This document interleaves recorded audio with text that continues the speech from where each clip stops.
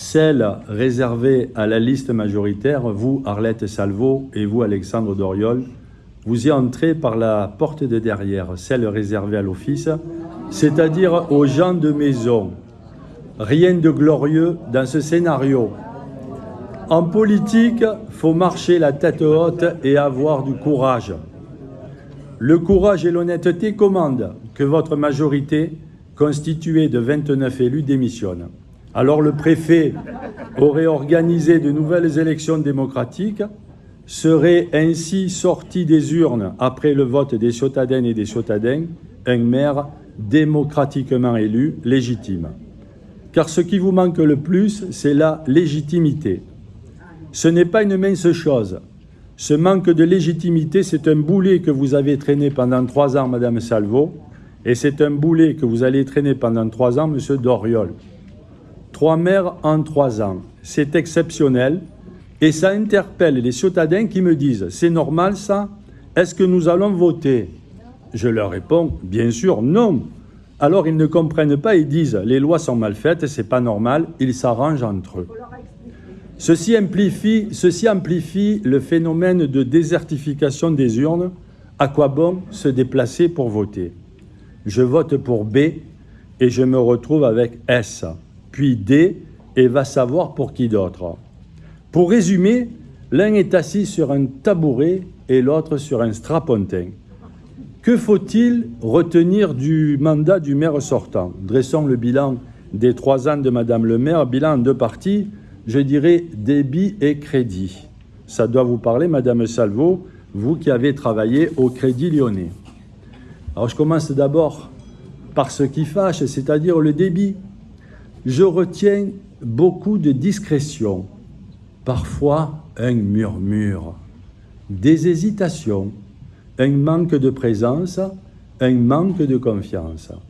Je déplore, Madame Salvo, que pendant vos 3 années, vous n'avez jamais répondu à mes sollicitations par écrit, jamais une réponse à mes courriers, jamais de réponse au téléphone, jamais de réponse à une sollicitation de rendez-vous. Je me réfère à une demande de rendez-vous qui avait été formée par Joëlle Mélin, elle était alors députée européenne, et moi-même, pour plaider la cause de relogement d'une ciotadenne très âgée, veuve et expulsée de son logement. Défaut de réponse à mes questions, comme à celles de l'ensemble de l'opposition, lors des séances du conseil municipal. Le mandat qui s'achève n'est pas celui d'un maire, c'est celui d'un intérimaire. De maire, vous devenez première adjointe. Bien sûr, ça repose sur du travail, vous pouvez ironiser, comme chacune de mes interventions. C'est un tour de passe-passe que les Marseillais ont vécu, comme l'a dit tout à l'heure mon collègue, à y voir de plus près, vous passez de la pré-retraite à la retraite. Vous avez déclaré, Madame Salvo, le 31 mars par une vidéo que j'estime très maladroite et qui révèle un manque de préparation et de réflexion. Je vous cite, « La Ciotat, c'est une ville difficile. Nous avons vécu ces derniers temps des périodes difficiles entre le Covid et la guerre, etc. etc. » Cette vidéo, malheureusement, est à l'image de vos éditos dans le journal municipal. Les deux révèlent que vous êtes en grande souffrance et que vous n'étiez pas à votre place. Alors, à votre crédit quand même, il faut mettre 3 points. La première partie, passons. La deuxième partie, la troisième partie, enfin 3 fois rien. Je dirais c'est dur de dresser le bilan d'une personne qui ne communique pas et qui n'a pas vraiment une existence ni une présence politique. Lorsqu'on pose la question aux Ciotadens, vous connaissez le maire de la Ciotat? Vous savez qui est Arlette Salvo? Les réponses sont négatives. J'ai même posé la question à ChatGPT. Et j'ai écrit, ah ouais, un peu d'ironie, ça fait pas de mal. Et j'ai écrit, qui est Arlette Salvo à la Ciotat?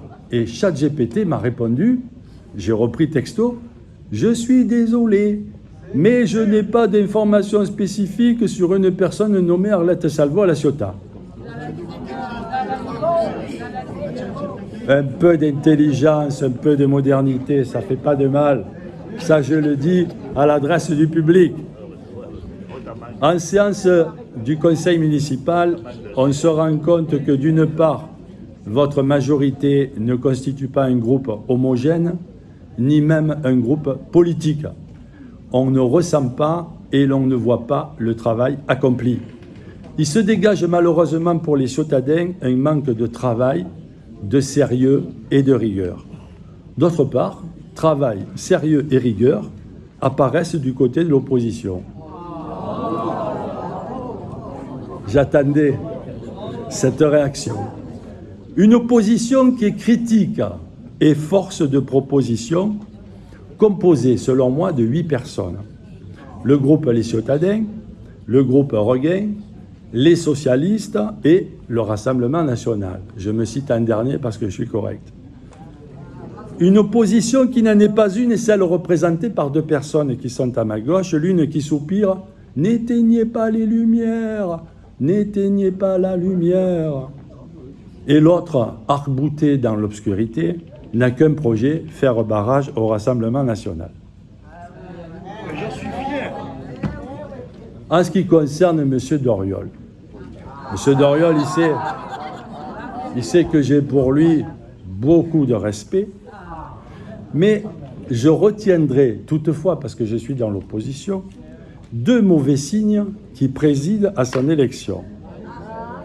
Le premier est prémonitoire, le second est rédhibitoire. Le premier prémonitoire, nous avons tous été convoqués à une séance du conseil municipal devant se tenir le samedi 24 mai. Le document était signé Alexandre Doriol, sans commentaire. C'est mal parti, c'est pas une bonne augure, ça. Le second est rédhibitoire. Monsieur Doriol, vous êtes porté sur les fonds baptismaux par votre parrain ou votre tonton, le président du conseil régional. Un perdant dans la politique, incapable d'obtenir sa réélection législative, incapable d'assurer la succession de Jean-Claude Gaudin, incapable de fédérer la droite. Merci pour cet aveu de reconnaissance. Unanime, bravo. Le VRP de Macron est en train de creuser votre tombe. Je veux dire par là, de compromettre votre avenir politique. Alexandre Doriol, soyez béni par Renaud, par Brigitte et par Emmanuel, vous qui entrez en Macronie. Allez-y en marche. Je terminerai mon propos par des vœux que j'ai formulés plusieurs fois. L'un, que les séances du conseil municipal retournent en mairie les lundis à 18h30. L'autre, que le maire reçoive périodiquement les élus de l'opposition pour les informer des grands projets. Et l'on peut toujours espérer les consulter. Le troisième, c'est de procéder à un enregistrement par vidéo de nos séances du conseil municipal. Les villes de l'importance de la Ciotat le font, des villes de plus grande importance le font, comme par exemple plus près de nous, Aubagne et Marseille, et des villes de moindre importance le font aussi. Je ne vois pas la raison pourquoi on ne le ferait pas. Est-ce que vous craignez la parole de l'opposition? C'est la raison pour laquelle vous ne faites pas. Donc voilà mon intervention, ça sera peut-être la seule de la matinée. Merci de m'avoir écouté aussi attentivement et merci pour le public de m'avoir soutenu et approuvé l'ensemble de mes propos.